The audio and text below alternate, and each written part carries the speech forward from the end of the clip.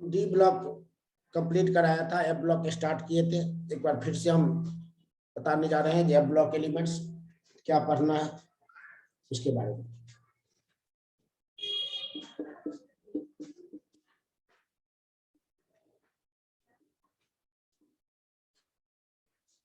या इसको inner transition element बोल देते हैं।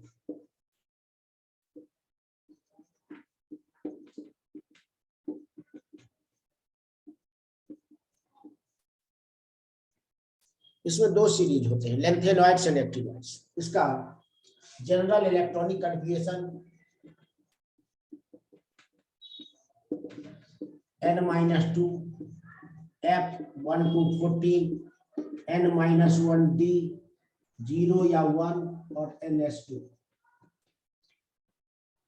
इसका लास्ट इलेक्ट्रॉन इंटर करता है n-2 f ऑर्बिटल्स में, f में इंटर करता है, इसलिए f ब्लॉक एलिमेंट्स कहते थे। दो सीरीज था, लेंथेनॉइड्स La पर स्टार मार्क करके रिप्रेजेंट किया जाता है, और दूसरा एक्टिनॉइड्स AC पर स्टार मार्क करके रिप्रेजेंट किया जाता है। इस लेंथेनॉइड्स में जो एलिमेंट्स होते हैं, सीरियम एटॉमिक नंबर 58 से लेकर के ल्यूटेनियम 71 तक। इसका जो इलेक्ट्रॉनिक n की वैल्यू 6 होती है, ये सब बताया था, फिर से बता दें। 6s2 5d में 0 या 1 और 4f1 to 14। नेक्स्ट एक्टिनियम, इसमें आपको एक्टिनॉइड्स थोरियम एटॉमिक नंबर 90 से लेकर के लॉरेंसियम 103। इसमें n की वैल्यू 7 होती है, तो 7s2 मतलब पीरियड नंबर 7 है। 6d में 0 या 1 और यहाँ 5f में 1 या से 14। एक का लास्ट इलेक्ट्रॉन 4f में इंटर करता है, एक का 5f में इंटर करता है, n-2f में इंटर करते हैं। ये दोनों एफ ब्लॉक एलिमेंट है। हमने कहा था इसका दूसरा नाम है इनर ट्रांजिशन एलिमेंट। इसकी सारी प्रॉपर्टी ट्रांजिशन एलिमेंट्स की तरह होती है। सारे मेटल्स हैं, high melting point, high density, coloured ions, paramagnetic, ये सारे किसकी तरह प्रॉपर्टीज है? तो डी ब्लॉक की तरह, ट्रांजिशन की तरह। तो हमें पढ़ने की जरूरत नहीं है। दो जगह चेंजिंग होता है, उसी दो पॉइंट को हम पढ़ेंगे। एक्टिनॉइड सारे रेडियो एक्टिव होते हैं, स्टेबल नहीं होते हैं। यूरेनियम, थोरियम, प्लूटोनियम, नेप्टूनियम जो एटम बम बनाने में या न्यूक्लियर रिएक्टर में न्यूक्लियर फिजन कराने में यूज होता है, वो सारे एक्टिनॉइड्स। तो मेनली हमें लेंथेनॉइड्स के बारे में पढ़ना और दो प्रॉपर्टीज ही पढ़ेंगे, जहां पर थोड़ी सी प्रॉपर्टीज अलग होती है, डिफरेंट होती है। किससे? ट्रांजिशन से। तो चैप्टर कंप्लीट हो जाएगा। तो हम स्टार्ट करने जा रहे हैं लेंथेनॉइड्स, मतलब एटॉमिक नंबर 58 से 70 तक।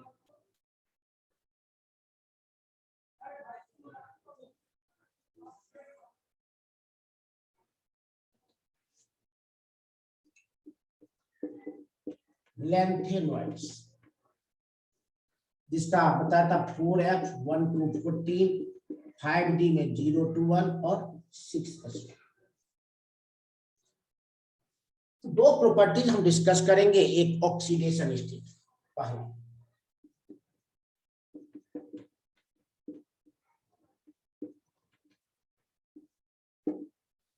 ट्रांजिशन में था जो general common oxidation state of transition element D block +2 बताया था, लेकिन यहां अगर पूछे common oxidation state of lanthanoids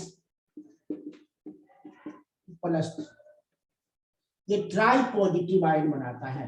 try positive ion +3 charge होते हैं।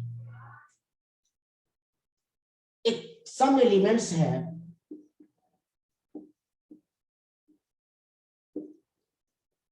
+2 एंड +4 ऑल्सो। +3 सबका होता है, कुछ एलिमेंट्स के +2 और +4 भी होते हैं। और यहां से क्या क्वेश्चन बन सकते हैं, इसकी बात देखते हैं। पहला question,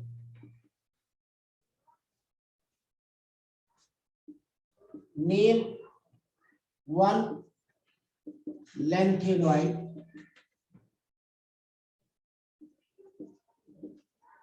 which has stable +4 oxidation state. तो आंसर याद रखिएगा cerium, C atomic number 58।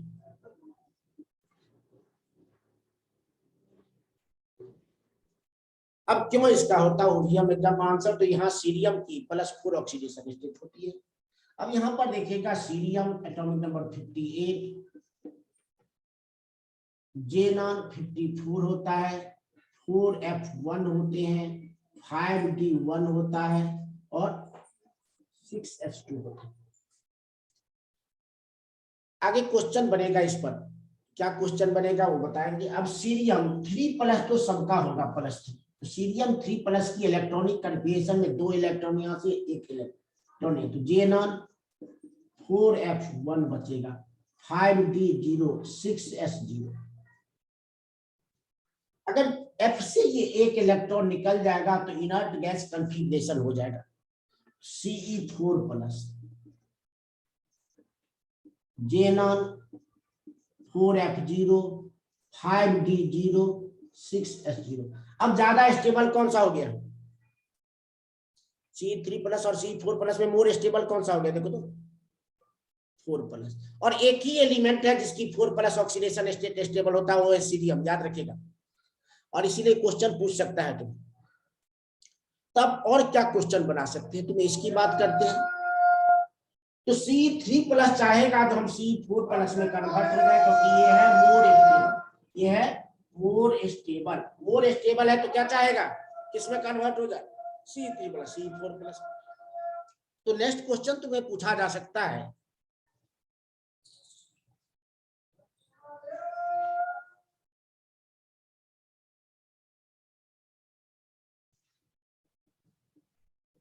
why C3+ is a good reducing agent।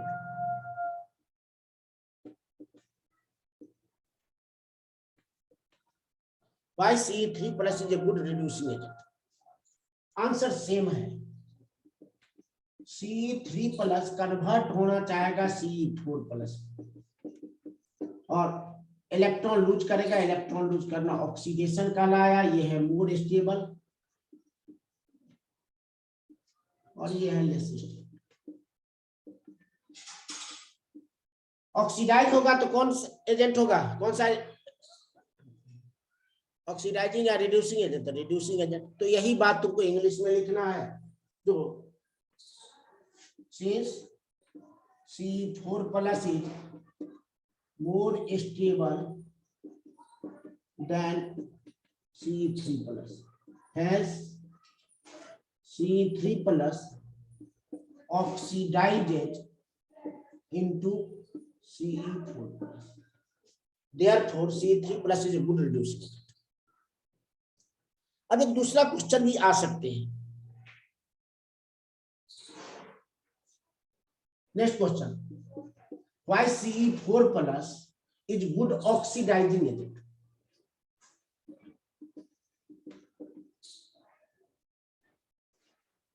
अब C4+ की बात करते हैं, इसकी 2 ऑक्सीडेशन स्टेट हो गई, +3 और +4 दोनों होता है, और C4+ भी C3+ में रिड्यूस होता है। क्यों रिड्यूस होता है, उसका क्या रीजन है, क्या आंसर लिखना, ये देखना, C4+ plus electron C3+ reduction करता है, क्योंकि इसकी REP भी हाईली पॉजिटिव होता है। रिडक्शन इलेक्ट्रॉन पोटेंशियल वैल्यू की पॉजिटिव होती है, मतलब हाई वैल्यू होती है, तो रिड्यूस होने का भी इसको टेंडेंसी होता है। तो ड्यू टू हाई REP या पॉजिटिव REP, दोनों में से जो लिखो, REP, C4+ reduces into C3+, hence C4+ is a good oxidizing agent। क्या क्या क्वेश्चन बन सकते हैं उसकी बात। अब अभी तक हमने 3 क्वेश्चन लिखा है, हम बार बार कह रहे हैं इससे बाहर क्वेश्चन नहीं रहेगा, इसीलिए हम क्वेश्चन के फॉर्म में ही लिख करके पढ़ा रहे हैं। पहला क्वेश्चन, एक लेंथेनॉइड का नाम बताओ जिसकी +4 ऑक्सीडेशन स्टेट स्टेबल हो। तो आंसर क्या लिखना, सीरियम। दूसरा क्वेश्चन क्या पूछा जा सकता है, why Ce3+ is a good reducing agent. तो Ce3+ oxidizes into Ce4+, since Ce4+ is more stable than Ce3+। एक और क्या क्वेश्चन, जो why Ce4+ is a good oxidizing agent. तो Ce4+ reduces into Ce3+ due to high REPV या positive REPV, reduction electron potential value. अब एक और element लेते हैं जिसकी +2 ऑक्सीडेशन स्टेट होती है, क्वेश्चन के फॉर्म में लिख देते हैं।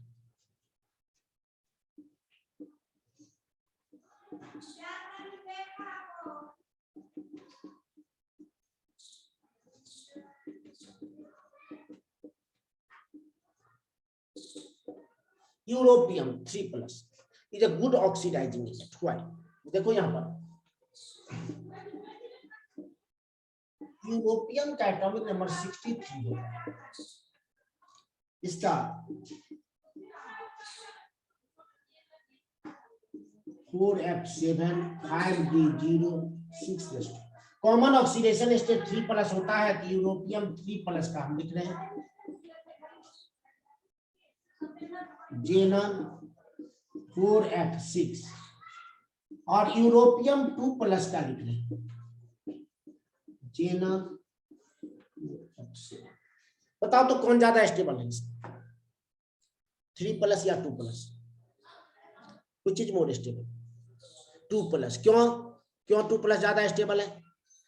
हाफ फील्ड ऑर्बिटल है, F7 है, ये हाफ फील्ड हो गया, 7 इलेक्ट्रॉन है, ये हो गया मोर स्टेबल। मोर स्टेबल हो गया तो EU3+ किसमें कन्वर्ट होना चाहेगा? EU2+ में। हाँ बिल्कुल कन्वर्ट होगा, इलेक्ट्रॉन गेन करके, इलेक्ट्रॉन गेन करना रिडक्शन। तो ये कौन सा एजेंट होगा? Oxidizing agent. यही बात तुम्हें लिखना है। Since EU2+ is more stable than EU3+, hence EU3+ reduces into EU2+. Therefore, EU3+ is oxidizing it. अब एक और काम कर सकता है क्वेश्चन, एक लास्ट क्वेश्चन हम लिख रहे हैं। समझ में आ रहा है आप लोगों को? आ रहे हैं समझ में?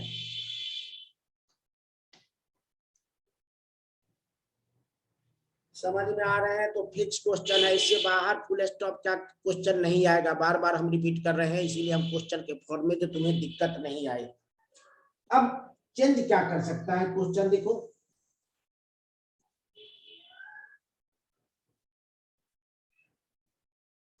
अब दो क्वेश्चन को एक साथ कंबाइन करके कोई टीचर दे सकता है।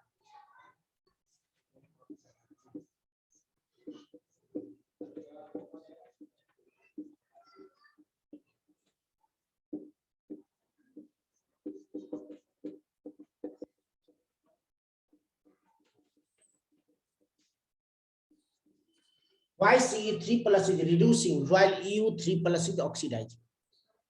अब क्या किया समझ में आया? दोनों क्वेश्चन को एक साथ कंबाइन कर दिया। तो अभी हमने बताया था जो सी का 4+ ज्यादा स्टेबल होता है, आंसर देखना, Ce3+ कन्वर्ट होता है Ce4+, ये मोर स्टेबल होता है, इलेक्ट्रॉन लूज करता है, ऑक्सीडेशन।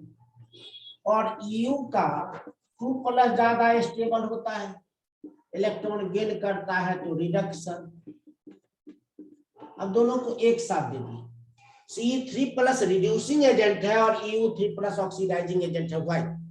तो आप इसी को लैंग्वेज को इंग्लिश में लिख दोगे, since Ce4+ is more stable than Ce3+, है Ce3+ oxidises, whereas EU2+ is more stable than EU3+, है EU3+ क्या रिड्यूसेस, देयरफॉर करके क्वेश्चन बीट कर दोगे। ये है मोर स्टेबल, तो ये ऑक्सीडाइज होता है, ये है मोर स्टेबल, तो ये रिड्यूस होता है। तो जिसका ऑक्सीडेशन होगा वो रिड्यूसिंग एजेंट, जिसका रिडक्शन होगा ऑक्सीडाइजिंग एजेंट। तो क्या आंसर लिखोगे? Since C4+ is more stable than C3+, hence C3+ oxidizes into C4+, whereas Eu2+ is more stable than Eu3+, hence Eu3+ reduces into, therefore करके question repeat कर दो। आई बात समझ में? अब दोनों को एक साथ, या तो अलग अलग क्वेश्चन पूछे, why C3+ is a good reducing agent, Eu3+ is a good oxidizing agent, या दोनों को कंबाइन करके दे दिया। कोई प्रॉब्लम इसमें? कोई प्रॉब्लम है? तो एक पॉइंट हम कंप्लीट कर रहे हैं। हमने कहा 2 पॉइंट पढ़ाएंगे तो चैप्टर कंप्लीट हो जाएगा। क्या क्या क्वेश्चन हमने लिखा है, इसमें किसी को प्रॉब्लम, और बार बार रिपीट कर रहे हैं जो क्वेश्चन मैं बोल रहा हूं, फुल स्टॉप कॉमा भी वही रहेगा, उससे बाहर नहीं जाएंगे क्वेश्चन। इसमें किसी को प्रॉब्लम है तो बोलो। आगे बढ़े।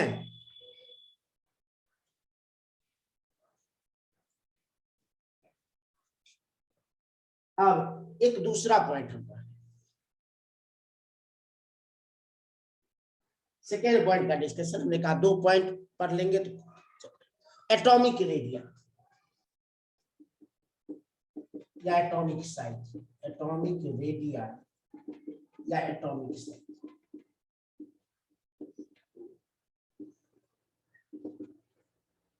इसमें बड़ा ही इंपॉर्टेंट टॉपिक आता है लेंथेनॉइड कॉन्ट्रैक्शन। लेंथेनॉइड कॉन्ट्रैक्शन, हम एक ही साथ एक क्वेश्चन लिखते हैं, बाद में इसको अलग कर देंगे।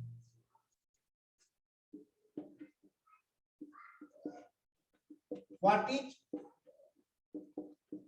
Lanthanoid contraction?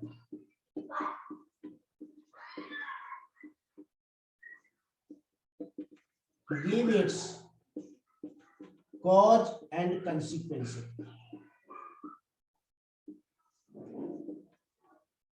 ये अगर इस क्वेश्चन को समझ जाओगे तो इसके अंदर से जो भी क्वेश्चन आएगा वो भी मैं बता सकता हूं। जो अगर पूरा क्वेश्चन नहीं पूछेगा तो क्या पूछेगा, लेकिन मेन क्वेश्चन यही है, इसी से क्वेश्चन निकलेगा। What is lanthanoid contraction, give its cause and consequences.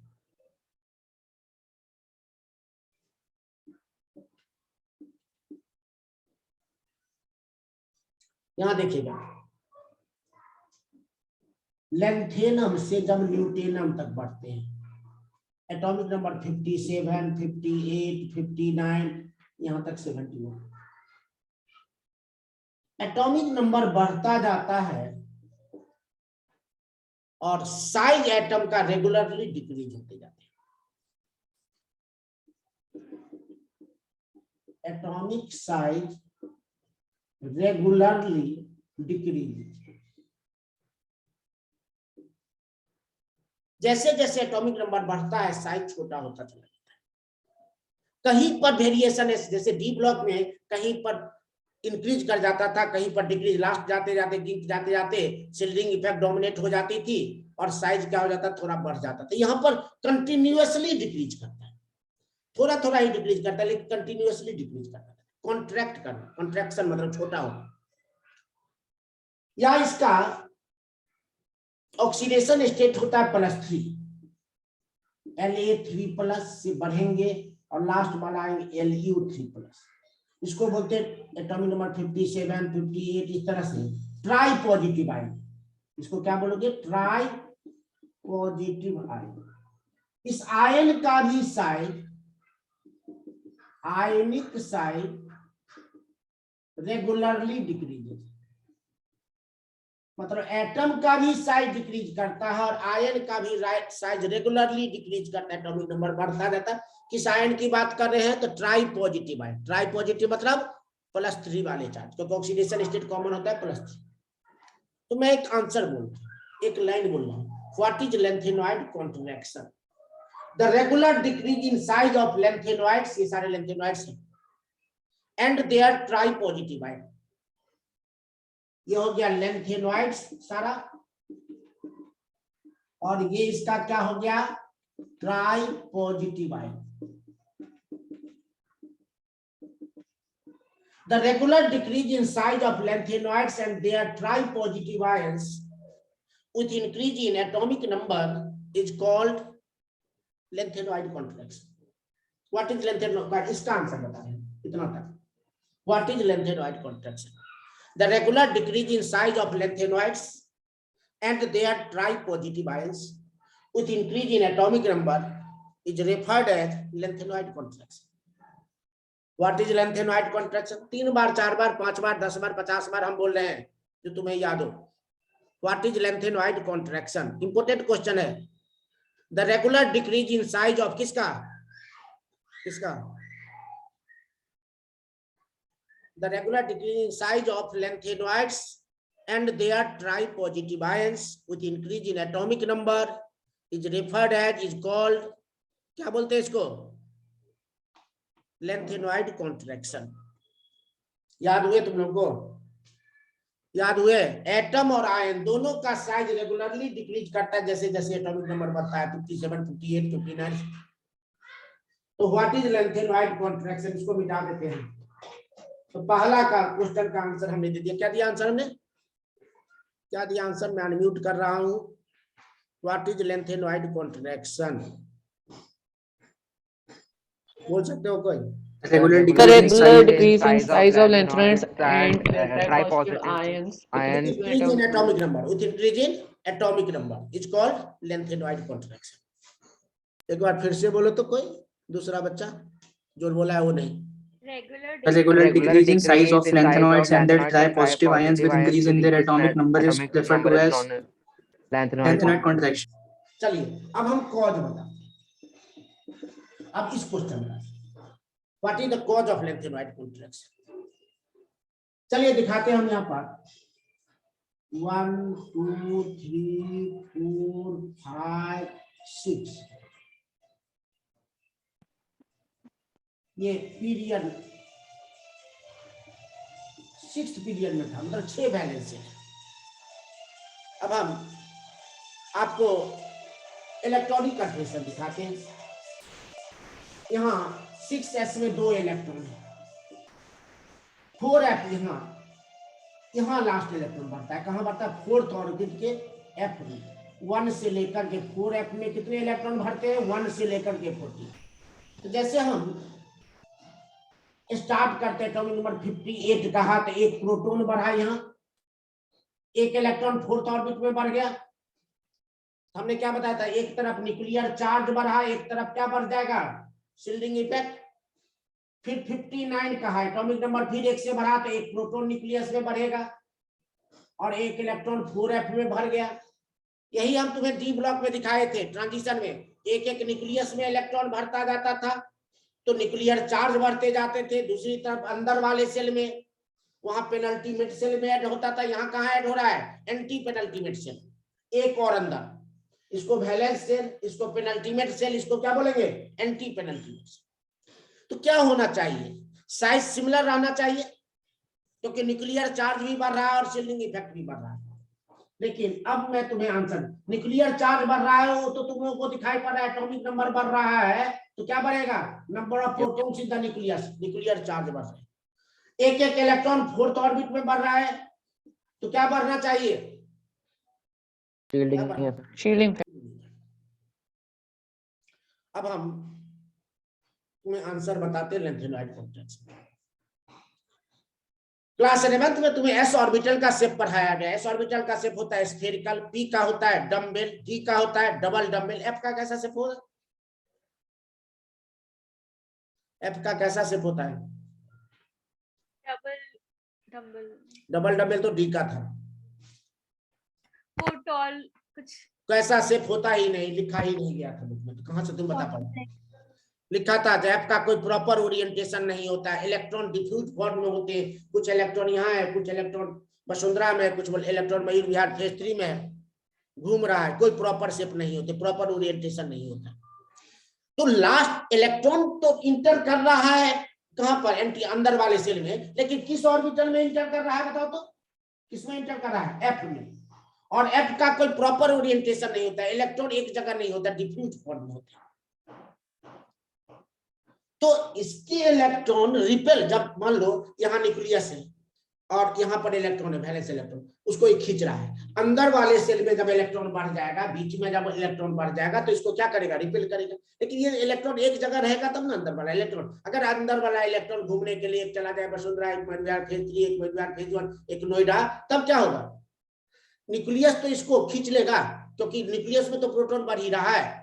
तो एफ ऑर्बिटल का प्रॉपर ओरिएंटेशन नहीं होता है, कोई इलेक्ट्रॉन एक जगह नहीं होता जो रिपेल कर सके, डिफ्यूज फॉर्म में होते, कोई एक यहाँ, कोई एक वहां, कोई एक वहां, और इसीलिए इसकी शिल्डिंग इफेक्ट पुअर होती है, शिल्ड नहीं कर पाता, रिपेल नहीं कर पाता है।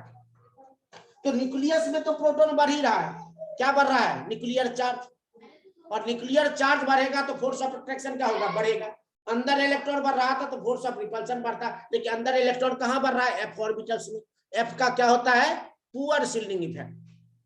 क्यों पुअर शिल्डिंग इफेक्ट होती है? तो इसका कोई प्रॉपर ओरिएंटेशन नहीं होता है। तो कॉज ऑफ लेंथेनॉइड, तो न्यूक्लियस में जो प्रोटॉन बढ़ रहा है, न्यूक्लियर चार्ज, उसके कारण साइज क्या होगा? रेगुलरली डिक्रीज करते, अंदर वाला इलेक्ट्रॉन शील्ड नहीं कर पा रहा है। Answer, what is the cause of lanthanide contraction? Due to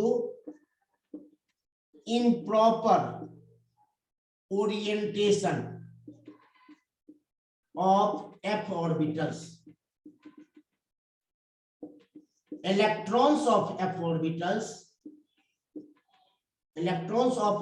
orbitals have poor shielding effect. देखो मेन रीजन ये हो गया, पुअर, इस लाइन को पढ़ो ठीक से। Due to improper orientation of f orbitals, electrons of f orbitals have क्या चीज? Poor shielding effect. ये जो इलेक्ट्रॉन है इसकी पुअर शील्डिंग इफेक्ट है, शील्ड नहीं कर पा रहा है, रोक नहीं पा रहा है, क्योंकि इलेक्ट्रॉन डिफ्यूज फॉर्म में, कोई आगे की तरफ बहुत है, कोई पीछे की तरफ बहुत है। तो न्यूक्लियस में तो प्रोटॉन बढ़ ही रहा है, तो न्यूक्लियस में प्रोटॉन बढ़ेगा तो न्यूक्लियर चार्ज बढ़ रहे हैं, तो force of attraction valence electron पर क्या होगा? बढ़ता रहेगा, साइज क्या होता है? छोटा हो जाता है। मेन ये है, due to improper orientation of f orbitals, electrons of f orbitals have poor shielding effect, hence due to increased nuclear charge, hence due to increased nuclear charge with increase in atomic number, with increase in atomic number, atomic and ionic size regularly decreases, hence due to increased nuclear charge, nucleus में जो proton बढ़ रहा है, with increase in atomic number 58, 50 atomic number is equal to number of protons होता है, number of protons is equal to nuclear charge होते हैं। Hence due to increased nuclear charge with increase in atomic number, atomic and ionic size regularly decreases. So what is the cause of lanthanide contraction? तो due to, ये लाइन जरूर लिखना, due to improper orientation of f orbitals, electrons of f orbitals have क्या चीज? Poor shielding.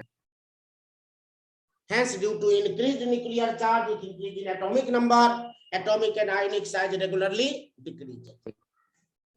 चलिए इसका भी आंसर नहीं याद हो रहा है आप लोगों को? ड्यू टू क्या लिखोगे? Due to improper orientation of f orbital, f orbitals, electrons of f orbitals have poor Poor shielding shielding effect. उसके बाद जो भी लिख रहा हूं, hence nuclear charge increases and atomic and ionic size decreases. लेकिन ये बात जरूर, due to improper orientation of f orbitals, f का कोई प्रॉपर शेप नहीं होता है, एस का स्फेरिकल होता है, पी का डम्बेल होता है, डी का डबल डम्बेल होता है, एफ का कोई प्रॉपर ओरिएंटेशन नहीं होते हैं। अब कंसीक्वेंसेस, मतलब इसका रिजल्ट क्या होता है? कंसीक्वेंस देखो यहाँ से यहाँ तक 14 एलिमेंट, लैंथेनम सीरियम से लेकर के ल्यूटेनियम तक 14 एलिमेंट्स, और इसमें टोटल साइज का डिफरेंस 15 पिकोमीटर का, मतलब एक से दूसरे का साइज ऑलमोस्ट 1 पिकोमीटर छोटा होता है, 1 पिकोमीटर डिक्रीज होता जाता है। लेकिन इंपोर्टेंस ये है जो लगातार डिक्रीज ही करते, कहीं ऐसा नहीं होता जो सिमिलर रह जाता है या बड़ा हो जाता है डी ब्लॉक की तरह। अब इस दो जैसे लैंथेनम और सीरियम, इस दोनों का साइज, दो कंसेक्यूटिव एलिमेंट का साइज ऑलमोस्ट क्या होता है, सिमिलर होता है, क्योंकि साइज का सिर्फ कितना डिफरेंस का होता है, 1 पिकोमीटर। तो हम कह सकते हैं इस दोनों का साइज ऑलमोस्ट क्या होता है, सिमिलर होते हैं, सिमिलर होता है। ये सारे मेटल्स हैं, ये मिनरल्स या ओर्स के फॉर्म में एग्जिस्ट करता है अर्थ क्रस्ट में, और जब वहां से हम अर्थ क्रस्ट से लाते हैं तो उसमें एक से ज्यादा लैंथेनोइड्स के मिक्सचर होते हैं, जैसे लैंथेनम भी होगा, सीरियम भी होगा। अब मान लो हमको सीरियम निकालना है उसमें से, तो मुश्किल हो जाता है सीरियम निकालना, कि दोनों की प्रॉपर्टीज ऑलमोस्ट क्या होती है, सिमिलर होती है, साइज सिमिलर है, सारी प्रॉपर्टीज सिमिलर रह जाती है, और इसीलिए दोनों को सेपरेट करना क्या हो जाता है, मुश्किल हो जाता है। तो पहला जो कंसिक्वेंसेज है वो difficulty in separation, difficulty in separation due to lanthanoid contraction, two consecutive elements have similar size and similar properties, hence it is difficult to separate them। उसके मिक्सचर से उसको अलग करना क्या हो जाता है, मुश्किल हो जाता है। क्यों मुश्किल हो जाता है, समझ में आया? क्योंकि दोनों का साइज ऑलमोस्ट क्या है, सिमिलर है, प्रॉपर्टीज क्या होती है, सिमिलर। जब हम जाते हैं सेकंड समझा रहे हैं, देखना बड़ा ही इंपॉर्टेंट क्वेश्चन, स्कैंडियम, टाइटेनियम, इसको फर्स्ट ट्रांजिशन सीरीज बोलेंगे, वाइटेरियम, जिरकोनियम सेकंड ट्रांजिशन सीरीज बोलेंगे, lanthanum, hafnium third transition series पढ़ेंगे। तुमने क्या पढ़ा था याद है? तो जब हम नीचे की तरफ जाते हैं तो साइज इंक्रीज करता है, लेकिन अब जब हम गौर करते हैं जिरकोनियम और हॉफनियम की बात देखते हैं, सेकंड से थर्ड ट्रांजिशन सीरीज में जाते हैं तो इसका रेडियस होता है 160 पिकोमीटर, इसका होता है 159 पिकोमीटर, मतलब ऑलमोस्ट फिर साइज दोनों का क्या रह गया, सिमिलर रह गया। याद है हमने कहा था, और moving down the group atomic size increases from first transition series to second transition series, again size remain similar from second transition series to third transition series due to lanthanoid contraction. तो zirconium और hafnium का size क्या रह जाता है, similar रह जाता है। सिमिलर रह जाएगी तो प्रॉपर्टी फिर क्या रह जाती है, सिमिलर। इस बार पिछले बार आईआईटी में क्वेश्चन आया था, जो इसमें से किस पेयर की साइज सिमिलर होती है ऑलमोस्ट, उसमें जिरकोनियम हॉफनियम यही था ऑप्शन था, जेडआर एचएफ थे, निकल कैडमियम था, इस तरह से 4 ऑप्शन था। तो जेडआर याद रखिएगा इसमें, तो जेडआर और एचएफ देख लो, ये ऊपर है ये नीचे है, लेकिन इस सीरीज में लैंथेनोइड्स आ जाता है, लैंथेनोइड कॉन्ट्रैक्शन होते हैं, क्योंकि एफ में इलेक्ट्रॉन जाता है और एफ सील्ड नहीं कर पाता है, तो फोर्स ऑफ अट्रैक्शन क्या हो जाते हैं, बढ़ जाते हैं। एक ऑर्बिट तो बढ़ गया लेकिन साइज बढ़ा नहीं, क्योंकि इलेक्ट्रॉन कहां एंटर किया, एफ ऑर्बिटल्स में, और एफ की पुअर शील्डिंग इफेक्ट होती है। तो थर्ड ट्रांजिशन सीरीज में लैंथेनोइड कॉन्ट्रैक्शन आ जाता है, और इसीलिए इस दोनों का साइज सिमिलर, प्रॉपर्टी सिमिलर। तो next, zirconium and hafnium have similar property, why? Due to lanthanoid contraction they have similar size and similar property. इसी क्वेश्चन को हमें याद है, बहुत पहले की बात है, जो एक बार आ गया था नीट में, जो हॉफनियम की डेंसिटी ज्यादा होती है जिरकोनियम से, 4 ऑप्शन था, क्यों? देखो साइज सिमिलर रह जाएगा तो वॉल्यूम दोनों का क्या हो जाएगा, सेम, और डेंसिटी इक्वल टू क्या होता है, मास अपॉन वॉल्यूम। अब मास तो नीचे जाने पर बढ़ रहा है लेकिन वॉल्यूम नहीं बढ़ रहे हैं, वॉल्यूम ऑलमोस्ट सेम रह गया। तो डेंसिटी दोनों में किसकी ज्यादा होगी, जिरकोनियम की या हॉफनियम की? डेंसिटी किसकी ज्यादा होगी, हॉफनियम की ज्यादा होगी, इसका मास ज्यादा है, नीचे जाने पर मास तो बढ़ रहा है, तो मास ज्यादा है, वॉल्यूम दोनों का सेम, क्योंकि रेडियस ऑलमोस्ट दोनों का क्या रह गया, सेम रह गया। सेकंड पॉइंट बता दिए, जेडआर और एचएफ का साइज सिमिलर, ऊपर सेकंड ट्रांजिशन सीरीज और थर्ड ट्रांजिशन सीरीज का साइज सिमिलर रह जाते हैं due to lanthanoid contraction. Size similar तो प्रॉपर्टी सिमिलर। ये ऊपर है ये नीचे है। फर्स्ट पॉइंट जब पढ़ाया था तो हमने क्या बताया था, जो जब हम first to second transition series में जाते हैं तो साइज इंक्रीज करता है, सेकंड टू थर्ड में again size remains similar due to lanthanoid contraction discussed later. याद आ रहा है, ये कराया था ना।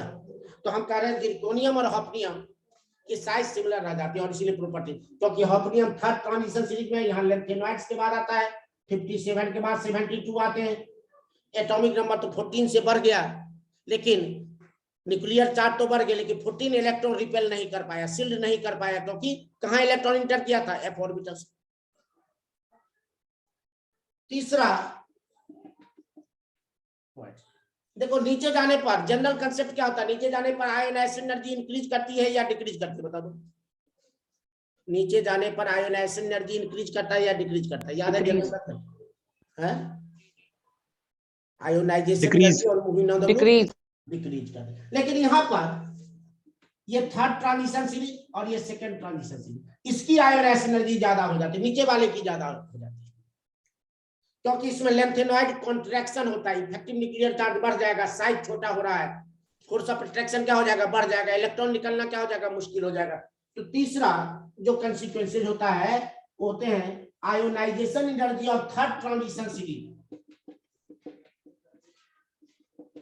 Is higher than that of second transition series, that of second transition series. इस सब में अलग से क्वेश्चन तुम्हें लेते हैं, तुम्हें अगर क्वेश्चन पूछ दे, हम किसकी कंसिक्वेंसेस पढ़ रहे हैं, लैंथेनॉइड कॉन्ट्रैक्शन के क्वेश्चन, क्या तुम्हें पूछ सकता है बोर्ड में और क्या सकते हैं, why zirconium and hafnium have similar property, answer क्या लिखोगे, due to lanthanoid contraction they have similar size, why it is difficult to separate to lanthanoids, तो due to lanthanoid contraction they have similar size and similar property, why ionisation energy of third transition series is higher than that of second transition series, due to lanthanoid contraction in third transition series. सबका answer क्या होगा, due to, Y लगा दे तो सबका answer क्या होगा, due to lanthanoid contraction. और fourth हो गया LaOH whole thrice is more basic than LeOH whole thrice, पूछ देगा why। अब ये क्या है ये बताते हैं, देखो यहाँ पर पहला एलिमेंट था La3+, और लास्ट एलिमेंट है Lu3+। अब बताओ तो ये भी OH माइनस को अट्रैक्ट कर रहा है, ये भी OH माइनस को अट्रैक्ट, कहां से OH माइनस निकलना आसान होगा, कहां से मुश्किल होगा, बताओ मुझे। इस OH माइनस का फोर्स ऑफ अट्रैक्शन ज्यादा होगा, La3+ का या Lu3+ का, Lu3+, क्योंकि इसका पॉजिटिव फील्ड स्ट्रॉन्ग है, चार्ज बाय साइज रेशियो ज्यादा है, +3 चार्ज स्मॉल वॉल्यूम में है, क्योंकि साइज छोटा हो गया तो फोर्स ऑफ अट्रैक्शन ज्यादा हो गया, OH माइनस निकलना मुश्किल है, यहाँ OH माइनस निकलना आसान है, जो जितना इजिली OH माइनस रिलीज कर दे वो उतना क्या होगा, बेसिक, ज्यादा बेसिक दोनों में कौन होगा, LaOH होल थ्राइस या LeOH whole thrice, more basic कौन सा, कौन जल्दी OH माइनस रिलीज करेगा, LaOH होल थ्राइस। और तो why LaOH whole thrice is more basic than LuOH whole thrice, due to lanthanide contraction, मतलब बेसिक स्ट्रेंथ रेगुलरली क्या होगा, बेसिक स्ट्रेंथ डिक्रीज करेगा रेगुलरली, क्योंकि साइज छोटा होता जा रहा है तो फोर्स ऑफ अट्रैक्शन क्या होता जाएगा, OH माइनस बढ़ता जाएगा, OH माइनस का रिलीज होना क्या होता जाएगा, मुश्किल होता जाएगा, तो मुश्किल होता जाएगा तो क्या होता जाएगा, बेसिक स्ट्रेंथ। तो इस सब में तुम्हें अगर वाई लगा दे तो आंसर सबका क्या होगा, कॉन्ट्रैक्शन, ये लिख सकते हो। तो 4 हमने कंसीक्वेंसेस बताया है, क्या क्या, डिफिकल्टी इन सेपरेशन। अब एक लास्ट क्वेश्चन इसके यूजेज पर, और चैप्टर कंप्लीट हो रहा है। What is mist metal,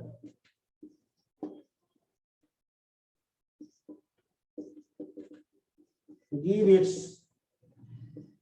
one use,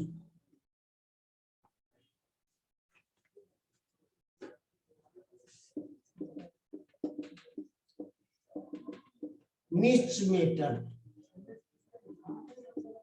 is an alloy of lanthanides,